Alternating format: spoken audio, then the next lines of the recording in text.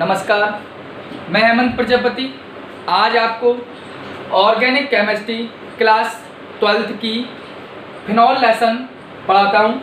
इसके पहले मैंने आपको एल्कोहल और हेलोएल्कीन अथवा हेलोएरिन लेसन आपको कंप्लीट करा दिया है, आप देख सकते हैं। सबसे पहले समझिए फिनॉल है क्या। तो फिनॉल का बेसिक फार्मूला आप जानते हैं, इसका होता है C6H5OH, या इसी को इस रूप में भी हम रख सकते हैं बेंजीन के रूप में भी। तो बेंजीन रिंग बनाया और इसके ऊपर हाइड्रोक्सिल समूह लगा दिया तो ये क्या कहलाया, फिनॉल कहलाया। यानी इसकी डेफिनेशन सीधी होती है कि ऐसे हाइड्रोक्सिल, या इस तरह ही कहते हैं बिल्कुल सिंपल भाषा में, ऐसे एरोमेटिक हाइड्रोक्सिल यौगिक जिसमें हाइड्रोक्सिल समूह सीधे बेंजीन से जुड़ा हो, वो ही फिनॉल कहलाता है। फिनॉल का एक नाम और होता है, आप लोग शायद जानते होंगे, इसका नाम होता है कार्बोलिक अम्ल। क्या होता है? कार्बोलिक अम्ल। कार्बोलिक अम्ल इसको क्यों कहा जाता है, सबसे पहली तो बेसिक फंडा ये जानिए आप। तो आप जानते होंगे कि रुंजे नामक एक वैज्ञानिक था। रुंजे ने क्या किया था कि फिनॉल को कोल तार के प्रभाजी आसवन से प्राप्त किया था। किससे प्राप्त किया था? अभी मैं आपको बताऊंगा। कोल तार से फिनॉल बनाना, कोल तार से सबसे पहले फिनॉल प्राप्त किया था रुंजे नामक वैज्ञानिक ने। और फिनॉल में एक अम्लीय गुण पाया जाता है। आप देख सकते हैं कि अम्लीय गुण केवल उन्हीं में पाए जाते हैं जिसमें हाइड्रोजन आयन हो। और आप स्पष्ट रूप से इनमें देख सकते हैं किसमें OH है, फिर भी ये क्या दर्शाता है, अम्लीय प्रवृत्ति।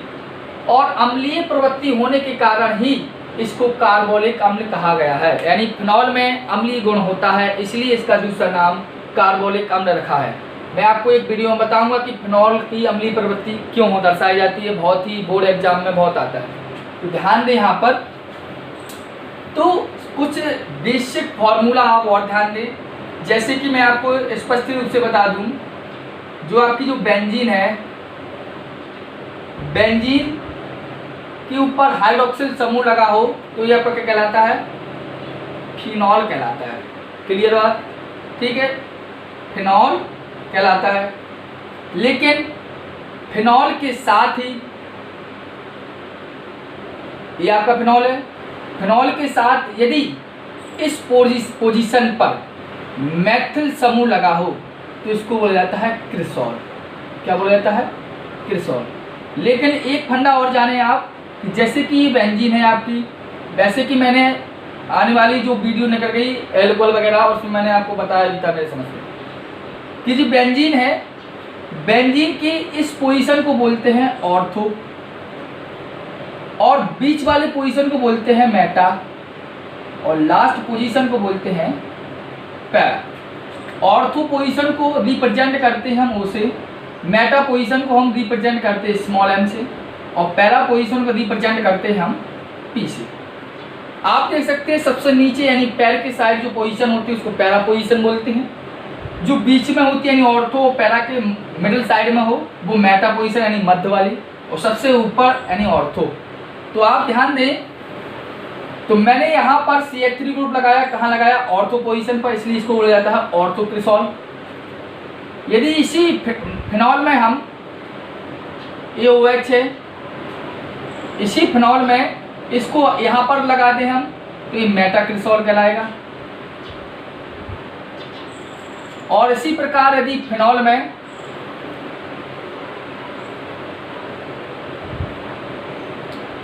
सबसे नीचे CH3 ग्रुप लगा दे तो पैरा क्रिसॉल कहलाएगा। ठीक, कंप्लीट हो गई। आप इन सभी फॉर्मूलों में देखते क्या है कि सबके पास केवल एक ओनली वन OH ग्रुप यानी हाइड्रोक्सिल फंक्शन है, केवल एक। इसलिए इन सभी को हम कह सकते हैं कि मोनो हाइड्रोक्सी फिनॉल, या मोनो हाइड्रोक्सी फिनॉल, या मोनो फिनॉल बोल सकते हैं। यानी केवल एक OH है तो मोनो हाइड्रोक्सी फिनॉल जी कहलाए सभी। और भी जानेंगे कि यदि आपके पास जो फिनॉल है, ये आपका फिनॉल है, फिनॉल की इस पोजीशन पर यदि OH लगा हो तो इसको बोलते हैं कैटेकॉल। क्या बोलते हैं इसको? कैटेकॉल। यदि फिनॉल की पोजीशन बदल दी जाए, यानी उस फिनॉल की हाइड्रोक्सिल समूह की पोजीशन यदि बीच में आ जाए, OH यहाँ आ जाए मेटा पोजीशन पर, तो इसको बोलते हैं रिसोर्सिनॉल। क्या बोलते हैं? रिसोर्सिनॉल। और यदि फिनॉल में ही हाइड्रोक्सिल समूह की पोजीशन बदलकर मेटा से लेकर हम पैरा पर लगा दें तो इसको बोलते हैं क्विनॉल। क्या बोलते हैं इसको? क्विनॉल। कंप्लीट बात मेरे समझ से। ये बेसिक फॉर्मूले हैं जो आपको लर्न करना होगा। और आप देख सकते हैं कि इन सभी में दो हाइड्रोक्सिल समूह यानी OH ग्रुप है, इसलिए इसको बोला जाता है डाई हाइड्रोक्सी फिनॉल। यदि एक होता है पाइरेगेलॉल भी होता है जिसमें 3 OH समूह लगे होते हैं। तो कंप्लीट है। अब चलते हैं हम अपने फिनॉल पर। तो फिनॉल पर तो चल ही रहे थे, इसकी बेसिक फंडा यानी फॉर्मूला यानी बनाने की विधि देखेंगे। आपको लिखना हो तो वीडियो को पॉज करें और लिख सकते हैं। अब कुछ बनाने की विधियां हैं, यानी फिनॉल के बनाने की सामान्य विधियां आप और जान लें। फिनॉल बनाने की सामान्य विधियां, ठीक, नॉर्मल मेथड है। तो सबसे पहला मेथड आप देखेंगे वो है आपका एनिलीन से, ठीक, बाई एनिलीन। ध्यान दें एनिलीन से कैसा बनाएंगे हम, कैसा बनाते हैं वो ध्यान दें। तो आप जानते हैं एनिलीन का फॉर्मूला होता है C6H5NH2। नॉर्मल सी बात जान लें, एनिलीन से एक लेबोरेटरी मेथड है इसका फिनॉल बनाने का। तो इसमें सबसे पहले क्या करते हैं, एनिलीन की वाष्प को हम 0 से 5 डिग्री सेंटीग्रेड पर सोडियम नाइट्राइड और हाइड्रोक्लोरिक अम्ल, एनिलीन को 0 से 5 डिग्री सेंटीग्रेड ताप पर सोडियम नाइट्राइड और हाइड्रोक्लोरिक अम्ल के साथ गर्म करते हैं।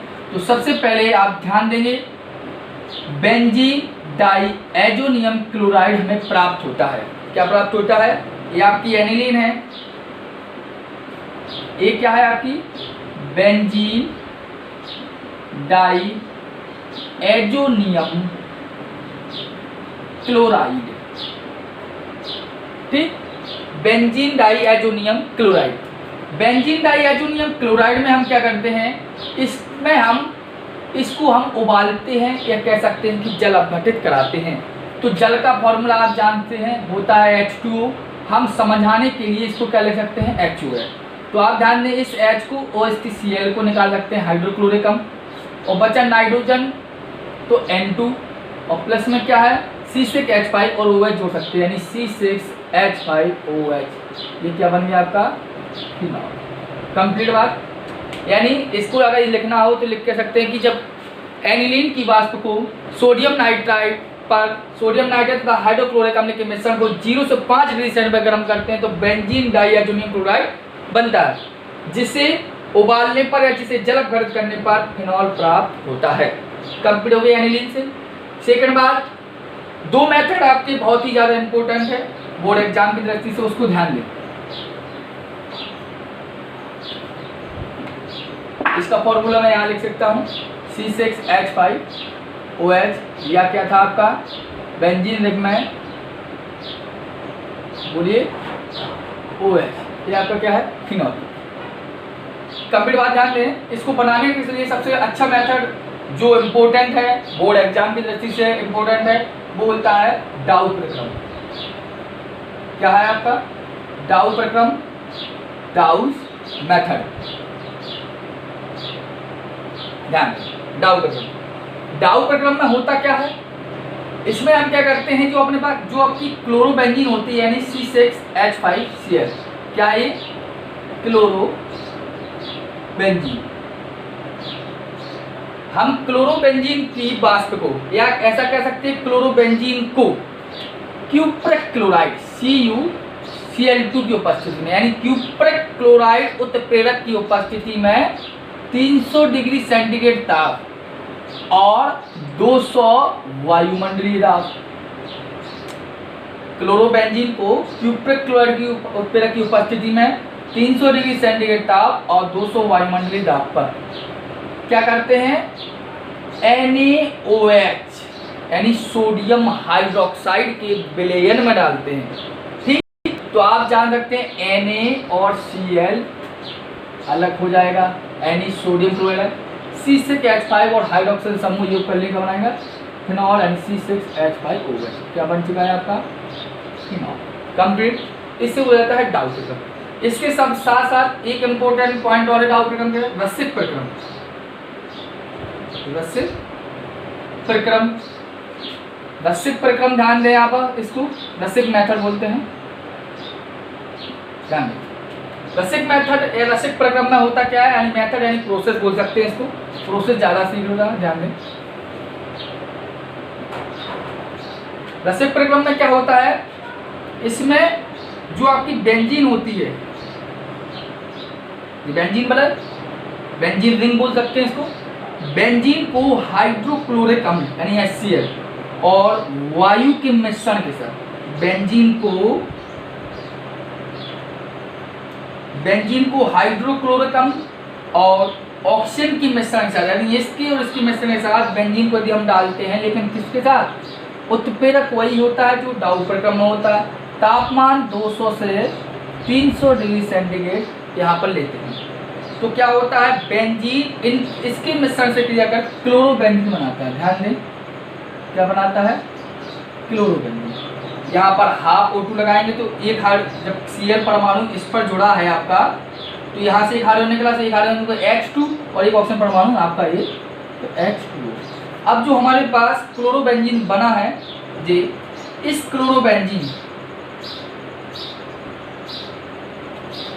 क्लोरोबेंजीन की हम क्रिया जल से कराते हैं। किससे कराते हैं, जल से। तो ध्यान दें, जल से कराने में क्या होता है, एक हाइड्रोजन परमाणु एक क्लोरीन परमाणु को ले जाएगा और निकाल के देगा HCl, हाइड्रोक्लोरिक अम्ल निकाल देगा, और O और H। ध्यान दें, बना क्या है, फिनॉल। यही हमारा मेथड चल रहा है, यानी डाउ प्रक्रम और रसिक प्रक्रम। बहुत ध्यान से समझें इन दोनों को, बोर्ड एग्जाम की दृष्टि से ये दोनों ही मेथड बहुत ही ज़्यादा पूछे गए हैं और आते ही भी हैं। तो एक कंप्लीट होगा। अब ध्यान दें, क्यूमीन से या क्यूमीन प्रोसेस या क्यूमीन विधि से फिनॉल बना, तो ध्यान दें क्यूमीन विधि से क्या होता है,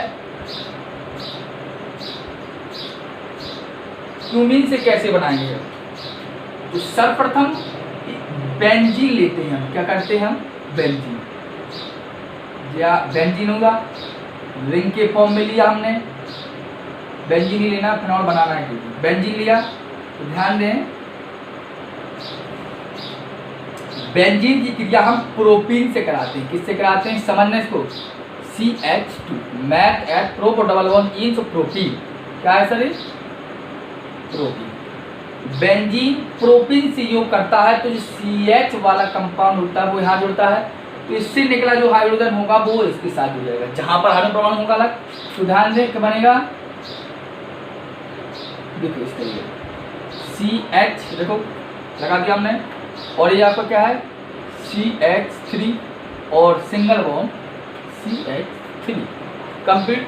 तो इसको ही बोला जाता है क्यूमीन। क्या बोलते हैं इसको, क्यूमीन।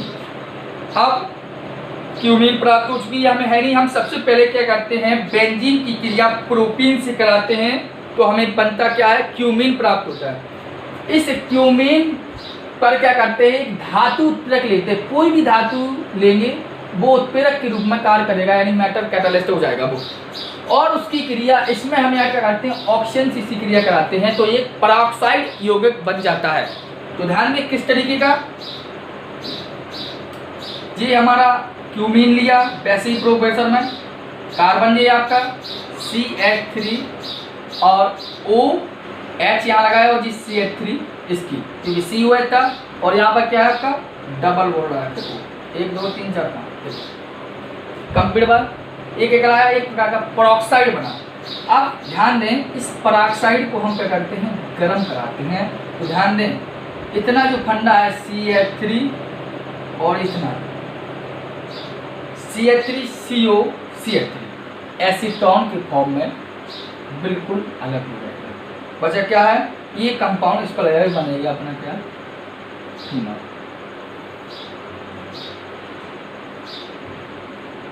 क्या बन गया अपना, ये बन गया फिनॉल यानी एसीटोन। ये बना आपका एसीटोन और ये आपका क्या बना, फिनॉल। कंप्लीट।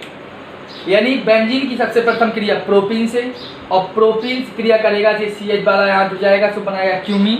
क्यूमीन धातु के उपस्थित में कोई भी सोडियम धातु हो, आयरन धातु हो, कोई भी धातु हो, उस तरह ऑक्सीजन की क्रिया कराएगा तो एक पेरोक्साइड बनाएगा यानी CH3COOH। और क्योंकि CH था और CH3 लगा, CH3CO CH3 बनाएगा, OH वाला कंपाउंड आएगा, सीटोन बनाएगा, और एक फिनॉल कंपाउंड जो हमारा हम बनाने की विधियाँ चल रही हैं उसका बनाएगा। कंप्लीट बात हो गया। ये आपका क्यूमीन मेथड या क्यूमीन प्रोसेस से यानी क्यूमीन विधि से हमने आपको फिनॉल बनाने की विधि बताई है। एक सिंपल विधि देख लें, इसके बाद हम आपको समझाएंगे तरीके से। ध्यान दें, सबसे पहले तो इम्पोर्टेंट चीज समझें, वो है आपका कोल तार से फिनॉल बनाना।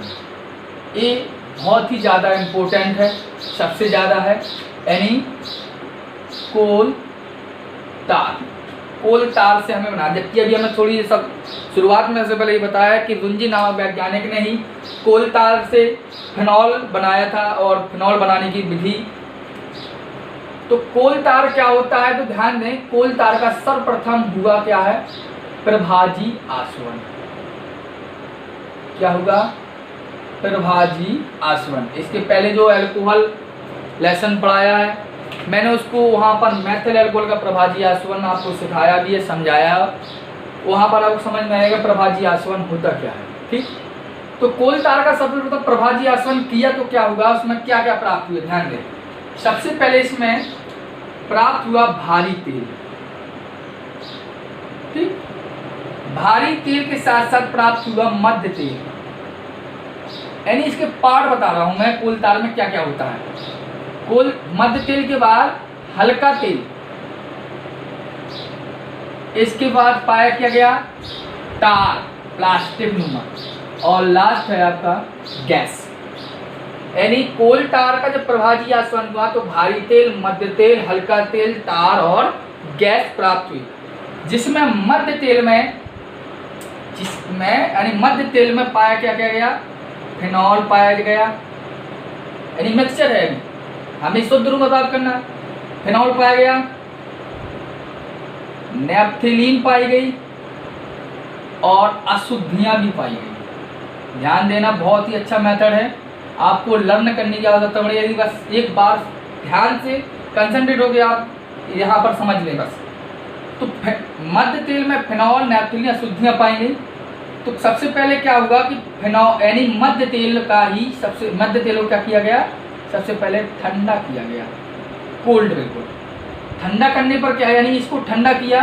ठंडा करने पर क्या हुआ कि नेपथलीन था वो क्रिस्टल के रूप में निकल गया बाहर। क्रिस्टल के रूप में क्या होगा, पृथक हो गया। ठीक, यानी प्रभाजी आसवन किया, भारी तेल, मध्य तेल, हल्का तेल, तार और गैस प्राप्त किया। मध्य तेल में जो फिनॉल, नेपथलीन और अशुद्धियां थीं उसका हमने सबसे पहले ठंडा किया, क्योंकि हमें प्रभाजी आसवन मिला तो कुछ पदार्थ मिला, वो गर्म था, उसको हमने ठंडा किया तो नेपथलीन और क्रिस्टल के रूप में वो चीज़ पृथक हो गई, यानी नेपथलीन क्रिस्टल के रूप में बाहर निकल गई। शेष बचा क्या, यहाँ पर आप ध्यान दें, बचा क्या, फिनॉल बची, प्लस में कुछ अशुद्धियाँ बची। इसमें अशुद्धियाँ अम्लीय भी हैं, क्षारीय हैं। क्षारीय अशुद्धियों में कौन कौन सी चीज़ें हो सकती हैं, जैसे कि प्रीडीन हो सकता है। तो फिनॉल प्लस अशुद्धि है, तो इसको हमने क्या किया, अशुद्धि दूर करने के लिए सर्वप्रथम हमने इसमें डिल H2SO4 मिलाया। क्यों मिलाया, क्योंकि ये अम्लीय है और इसमें हमें अगर क्षारीय अशुद्धि दूर करना है तो अम्ल मिलाते हैं हम, तो ये क्या हो गया, क्षारीय अशुद्धियां अलग हो जाएंगी। क्या हो जाएंगी, क्षारीय अशुद्धि पृथक हो गई। ठीक, अब क्षारीय अशुद्धि जब पृथक हो गई तो फिनॉल तो आपका बेसिक रूप से वही है, और लेकिन अशुद्ध क्षारीय अशुद्धि दूर हुई। अब एक और भी अशुद्धि जो है जैसे कि अम्लीय अशुद्धि है वो अभी है। तो इसके लिए जब अम्लीय अशुद्धि बची तो इसमें क्या किया हमने, डिल NaOH मिलाया, तो क्या हुआ, अशुद्धि बाहर निकल गई तेलीय पदार्थ के रूप में, तेलीय पदार्थ के रूप में अशुद्धि हट गई। सेकेंड बात, फिनॉल, जब फिनॉल की क्रिया हुई तो इससे यहाँ पर बनता क्या है, बनता है फिनॉल, सीधा बना देता हूं मैं, सोडियम फिनॉक्साइड, सोडियम फिनॉक्साइड। ठीक, सोडियम फिनॉक्साइड की क्रिया हम यदि इसमें कंसंट्रेट H2SO4 यानी सांद्र H2SO4 मिलाते हैं तो क्या होगा, सोडियम फिनॉक्साइड H2SO4 से क्रिया कर हमें फिनॉल ही प्राप्त करा देता है। कंपेयर बात, आपको यदि इसके रिएक्शन समझ लें, जैसे कि आपका क्या है, ये फिनॉल है C6H5OH, किससे क्रिया की इसने, NaOH से, तो प्लस में NaOH क्रिया करी तो क्या बना हमें, सोडियम फिनॉक्साइड, तो सोडियम फिनॉक्साइड C से H5ONa, और ध्यान दें C से, देखो C से H5ON, H2O बाहर निकल गया आपका, बन गया C आपका किस चीज का पोजीशन है आपकी, इस चीज की। ठीक, सोडियम फिनॉक्साइड बन गया। सोडियम फिनॉक्साइड की क्रिया किससे हुई, यानी जो आपका C6H5ONa है, इसकी क्रिया हुई आपकी क्या, कंसंट्रेट H2SO4 से H2SO4। ध्यान दें क्या हो जाएगा, NaSO4 क्रिया करेगा तो बनाएगा क्या, Na2SO4। आपको पता हो एक लवण बन गया, यानी सॉल्ट कंप्लीट हो गया। अब बना बचा क्या, Na कंप्लीट 2 है तो 2 लगाइए, यहाँ पर बना क्या, C6H5OH, लेकिन 2 पार्ट कंप्लीट बार। अब जी बन गया आपका,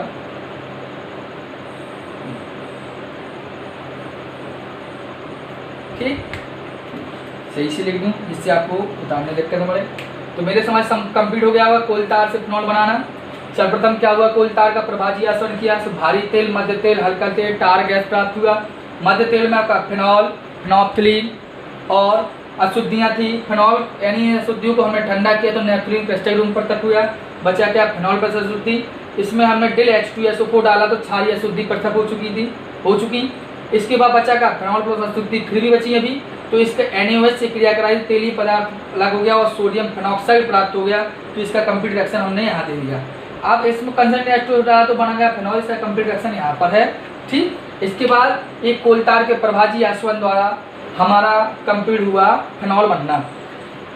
यदि फिर भी आपको समझना है तो कमेंट बॉक्स में आप मुझे अपनी कोई भी परेशानी, प्रॉब्लम सेंड कर सकते हैं। मैं आपको देख कर ही कोई भी गलत चीज़ है तो आप बताएं, मैं इसको कंप्लीट करूँगा सही से। ठीक, आप एक रिएक्शन और आप देखें, इसको यदि लिखना हो तो आप वीडियो को पॉज करें फिर लिखें।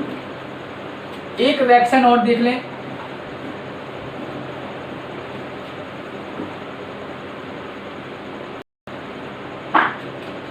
बेंजीन के ऑक्सीकरण से,